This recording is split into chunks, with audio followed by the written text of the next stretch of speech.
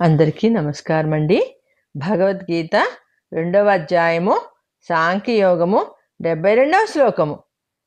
ఏషా బ్రాహ్మీ స్థితి పార్థ నైనాం ప్రాప్య విముహ్యతి స్థిత్వా స్యామంతకాలేపి బ్రహ్మ నిర్వాణమృచ్చతి. 72.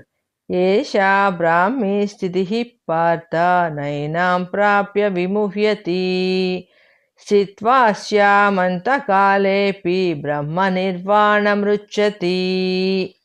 శ్రీకృష్ణ భగవానుడు అర్జునుడితో ఇలా చెప్తున్నారు. ఓ అర్జునా, దీనినే బ్రాహ్మీ స్థితి అని అంటారు. ఈ బ్రాహ్మీ స్థితి పొందినవాడు మోహములో పడడు. అతడు తన అంత్యకాలములో కూడా ఈ బ్రాహ్మీ స్థితిలో స్థిరముగా ఉంటాడు. పరమ సుఖాన్ని, పరమశాంతిని పొందుతాడు. స్థితప్రజ్ఞుడు పొందే ఈ స్థితిని బ్రాహ్మీ స్థితి అని అన్నారు వ్యాసుల వారు. ఈ స్థితి ఒకరోజు ఉండి మరొక రోజు పోయేది కాదు, మరణించేదాకా ఉంటుంది. అతడు మరణానికి భయపడడు, ఆనందముగా ఈ శరీరాన్ని విడిచిపెడతాడు. కానీ కొంతమంది జీవితం అంతా ప్రాపంచిక సుఖాలతో గడిపి అంత్యకాలంలో భగవంతుని సేవించి బ్రాహ్మీ స్థితిని పొందవచ్చు అని అనుకుంటారు. అది పొరపాటు. నిరంతర అభ్యాసము చేత కానీ ఈ బ్రాహ్మీ స్థితి సిద్ధించదు.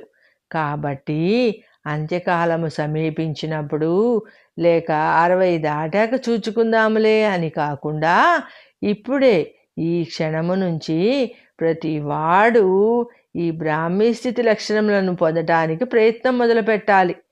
వేదాంత జ్ఞానము చేత ఎటువంటి నిశ్చయాత్మక బుద్ధి కలిగిందో దానినే బ్రాహ్మీ స్థితి అంటే బ్రహ్మస్థితి అని అంటారు. నది సముద్రంలో కలిస్తే ఇంకా నది అనేది ఉండదు, సముద్రమే అవుతుంది. పాలలో నీళ్లు పోస్తే అవి పాలే అవుతాయి, నీళ్ళే కనిపించవు. అలాగే ఒక వ్యక్తి స్థితప్రజ్ఞుడైతే అతడు బ్రాహ్మీ స్థితిని పొందుతాడు. అతనిలో ఉన్న అవలక్షణాలు మచ్చుకైనా కనపడవు. ఈ బ్రాహ్మీ స్థితిని పొందిన తర్వాత ఎవరూ మోహంలో పడరు. కోరికలనేది ఉండవు. ఏది కావాలని కోరుకోడు. ఇది నాది, అది నీది అనే భ్రమలో పడడు. ఈ ప్రపంచమంతా నాటకము, అందులో నేను ఒక పాత్రను అని నటిస్తాడు. కానీ అందులో లీనము కాడు. చిన్నప్పుడు బొమ్మలతో ఆడుకుంటాము, పెద్దయిన తర్వాత బొమ్మల మోహంలో కూడా చూడము. ఎందుకంటే మన స్థితి మారిపోతుంది. చిన్నప్పుడు మనకు బొమ్మల మీద ఆసక్తి ఉంటుంది, పెద్దయిన తర్వాత ఆ ఆసక్తి అనేది ఉండదు. అలాగే బ్రాహ్మీ స్థితిని చేరుకున్న తర్వాత సాధకుడు నిశ్చలముగా ఉంటాడు.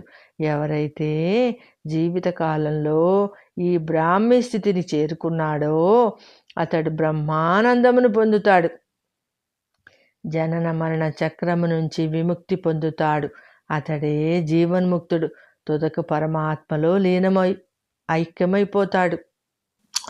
ఇది ఇప్పటి వరకు మనం చదువుకున్న అర్జున విషాదయోగము, సాంఖ్యయోగములు గురించి మనం తెలుసుకున్నామండి. ఇక కర్మయోగములోనికి ప్రవేశిద్దాము. అసలు సాంఖ్యయోగం వల్ల ప్రయోజనం ఏమిటి అంటే ఆత్మస్వరూపం మనకు గోచరిస్తుంది, అలౌకిక శక్తి లభిస్తుంది, సుఖశాంతులు కలుగుతాయి.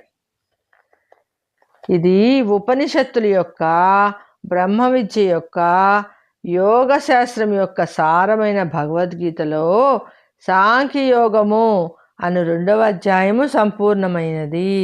ఓం తస్సత్, ఓం తస్సత్, ఓం తస్సత్. సర్వే జనా సుఖినో భవంతు.